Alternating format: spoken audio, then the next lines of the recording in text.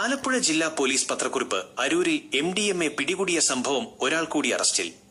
ആലപ്പുഴ അരൂരിൽ 2 മാസം മുൻപ് 2 ഗ്രാം MDMA പിടികൂടിയതിൽ പ്രതിക്ക് MDMA വിതരണം ചെയ്ത ചെല്ലാനം അന്തിക്കടവ് കളിപ്പറമ്പിൽ വീട്ടിൽ തോമസ് രാഹുൽ എന്ന യുവാവിനെയാണ് ജില്ലാ ലഹരി വിരുദ്ധ സ്ക്വാഡും അരൂർ പോലീസും ചേർന്ന് അറസ്റ്റ് ചെയ്തത്.